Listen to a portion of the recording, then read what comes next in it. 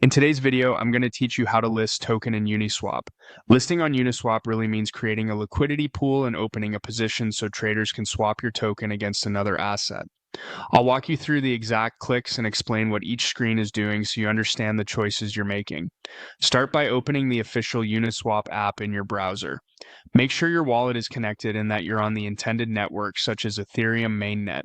Now, head to the pool section. This is where liquidity positions live.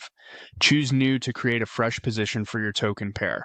You'll see options for different versions of positions. Select the V4 position view, then pick New V3 position.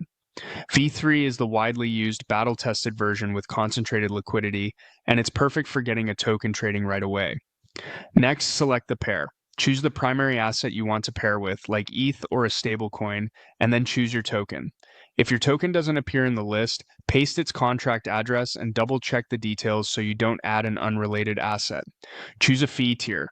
This defines the swap fee paid by traders and the revenue earned by liquidity providers.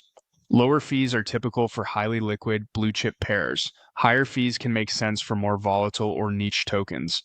If you're unsure, the mid-range option is a common starting point while liquidity grows.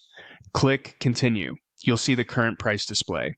If the pool already exists, this reflects the market price. If it's a brand new pool, this is where you set the initial price for your token relative to the other asset. Take care here. The initial price influences how your deposited amounts split between the two tokens.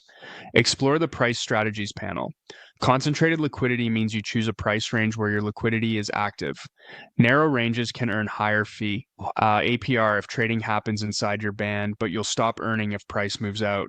Wider ranges trade some efficiency for more uptime. Enter the amounts to deposit. The interface will suggest ratios based on price in your range. You might be prompted to approve a token the first time you use it. That's normal. Finally, if you prefer a simple hands-off setup, toggle full range.